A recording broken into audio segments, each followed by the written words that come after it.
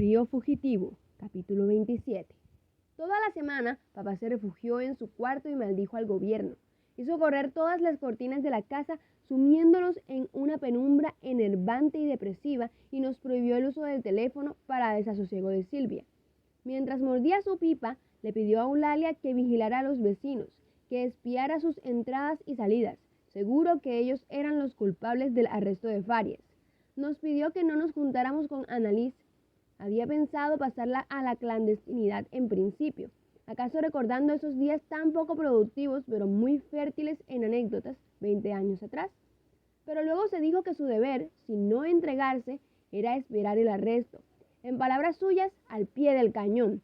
Era un acto meritorio, que contó con el apoyo de mamá, sin duda, cruzando los dedos para librarse de él sin tener que hacer nada por cuenta propia.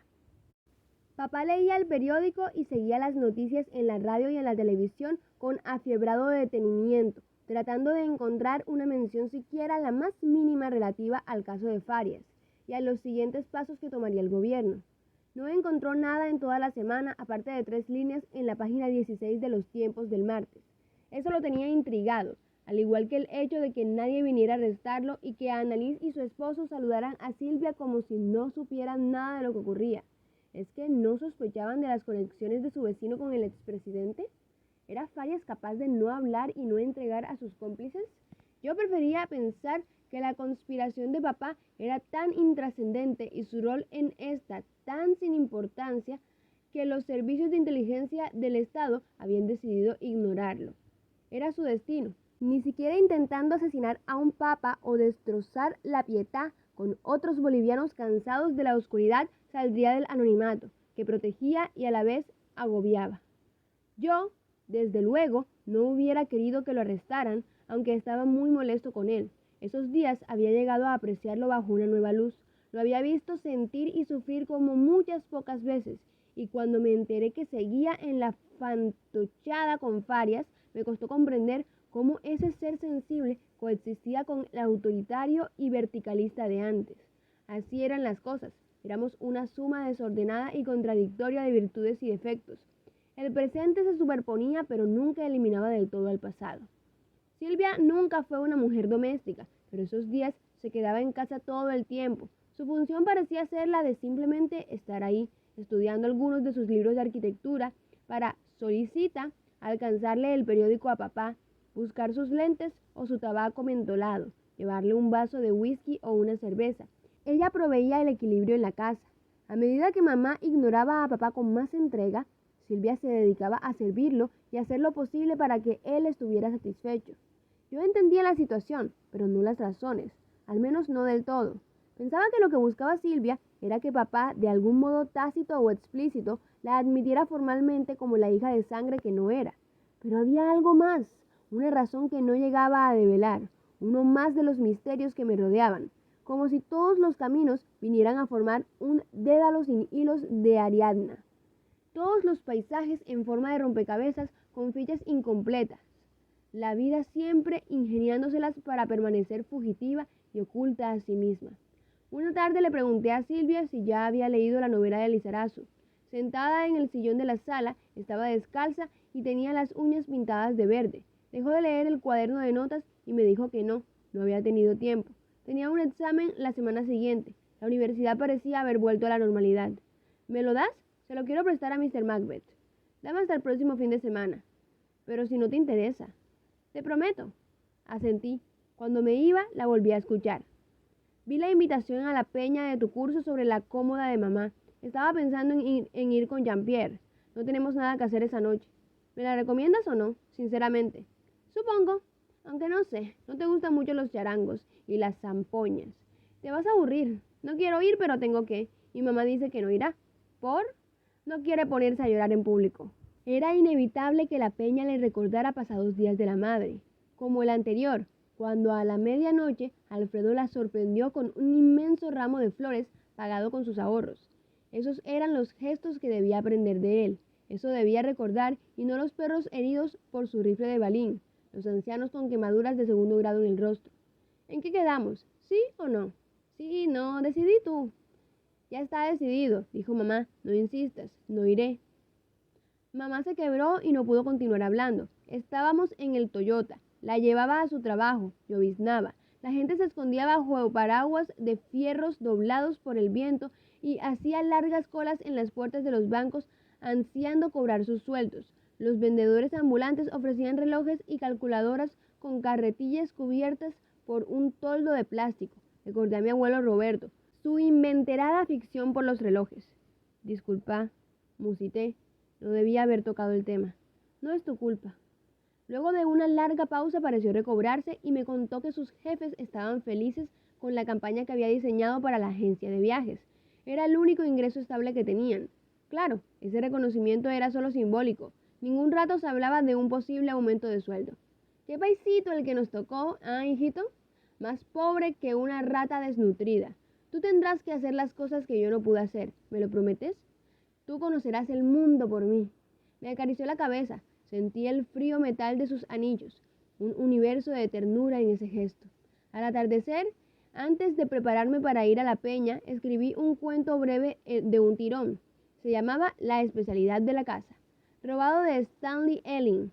No tenía un detective como personaje central. Se me había ocurrido que para ser original con Martínez, debía volver a mis inicios de los 12 años, a mis cuentos antes de Martínez. Cuando plagiaba a Xaviera Hollander en una traducción española, llena de pintorescas palabras como follar y picha y correrse. Al guionista de Pepe Sánchez en el Tony. El avión volaba alto como generalmente hace todo avión que se respete. Agujitas sumamente científicas apuntaban a números sumamente científicos. La noche estaba en calma. De pronto, las luces del avión se apagaban. La noche está un poquito más en calma. A Jardiel Poncela. Atención, señores. Estamos en la caseta de un telegrafista ferroviario. Los feroces bandidos, escapados de Sing Sing, llegan justamente en el momento en que entra en agujas el tren de las 11:35, el cual es un rápido tan rápido que todos los días llega 2 horas antes y hay mañanas que llega 2 veces. Debía alejarme de Martínez para volver a él con más fuerza. Me sentí reconfortado. No era uno de mis mejores cuentos, pero a la vez sentí que había dado un gran paso. Cuando llegué esa noche al Don Bosco a las 8, me maravillé de que todo estuviera en su sitio y de que a pesar de la desidia y los excesos, fuéramos todavía capaces de organizar eventos tan complejos, con la actuación de un humorista y otros importantes grupos folclóricos, entre ellos Gama 3. El escenario se había montado en el centro del patio, un telón azul, un micrófono desproporcionalmente grande, una colorida imagen de Don Bosco en el plastoformo. 2 reflectores a los costados despedían una luz intensa, casi blanca. 12 mesas con manteles floreados en el patio, las demás en el espacio techado entre el patio y las aulas de básico. La gente no se había asustado de las amenazas de lluvia en la tarde e iba llegando sin cesar. Se iba acomodando en sus mesas. Pedía el cingán y casa real y los refrescos que venían con la entrada. Una brisa tibia refrescaba el ambiente, hacía oscilar la bandera en el pedestal oxidado, el muelle en la entrada y los eucaliptos al fondo. Mauricio corría de un lado a otro, asegurándose de que las cosas marcharan a la perfección. Tenía una camisa verde Lacoste y pantalones de color oliva anchos. No lo favorecían, no marcaban sus líneas como unos buenos jeans. Se me acercó y me preguntó si había visto a Chino o a Tomás. Para nada. Son una cagada. Me dejaron cargar el muerto. Se lavaron las manos. Si todo sale bien, me llevaré las flores solo. Te dejo, tengo 1000 cosas que hacer. Reza para que no llueva. No debía maravillarme de que fuéramos capaces de organizar una peña.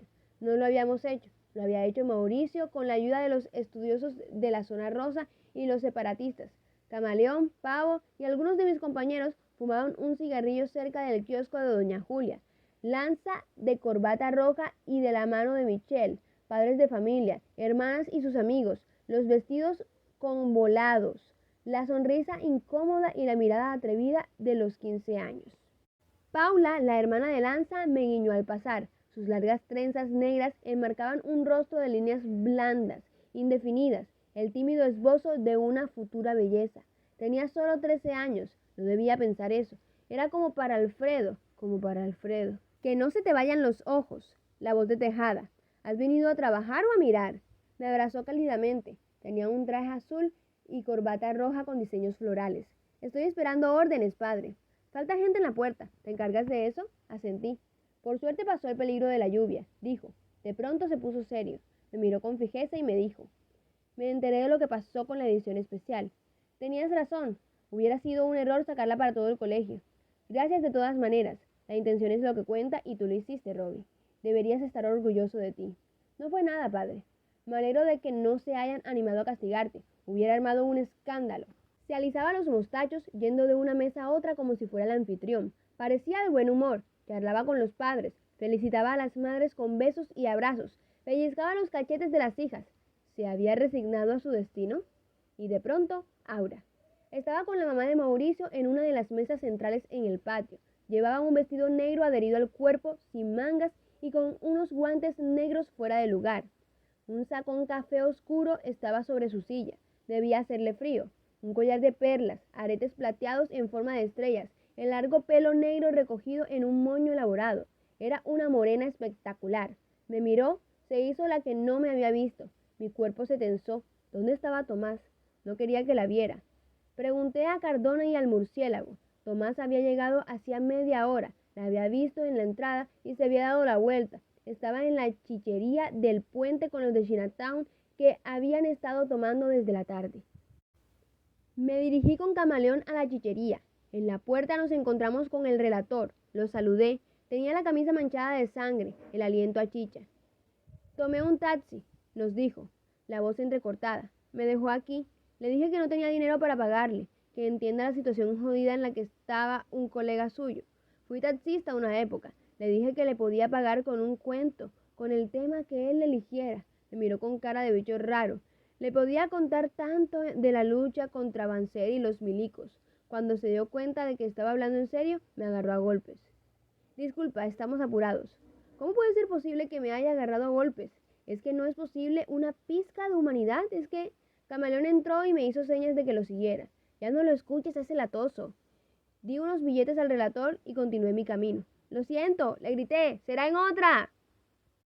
Pobre relator, debía sentirse como yo a los 9 años cuando un chico de mi barrio me dijo que mi periódico le servía de papel higiénico. Cómo lloré aquella noche. Mamá me consolaba y me decía que me preparara. Había mucha gente cruel en el mundo. Mis compañeros nos recibieron con aplausos. Eran Chino, Conejo, Salvaje, Pavo, Borracho y Tomás, ya borrachos, un balde de chicha a un lado de la mesa. ¿No van a ir a la peña?, pregunté. Después, dijo Chino, ¿cuál es el punto? Hay que entonarse primero. No me refiero al show, se necesita su ayuda. Se rieron de mi comentario. Camaleón y yo trajimos unas sillas y nos sentamos con ellos, yo al lado de Tomás. Estuvimos hasta las 10 en ese antro de escasa luz, taxistas malorientes y moscas gordas, alimentadas con la borra de tanta chicha en el recinto, en baldes y en vasos, en las mesas y en el suelo, en el vómito que adornaba las paredes del baño. Lo único que hicimos fue escuchar a Chino contar chistes. Sabía imitar el acento camba y el chapaco, y cuando contaba de una vieja caminando por la calle, se paraba y caminaba con paso vacilante, como si se apoyara en su bastón. Era un gran actor, nos hacía reír con ganas. Cuando pagábamos la cuenta, Chino se me acercó y me dijo que por fin teníamos algo en común. Sabía a qué se refería, pero lo ignoré. No tenía ganas de hablar del tema, no quería ponerme triste. Jodido ser amigo tuyo, me dijo, su aliento en mi cara. No se trata de eso, dije tratando de tranquilizarlo. Eres una mierda. Deberíamos volver al cole.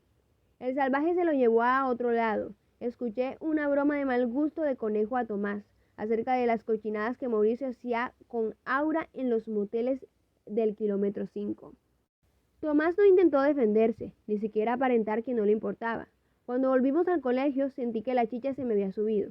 Chino, Pavo, Borracho se adelantaron.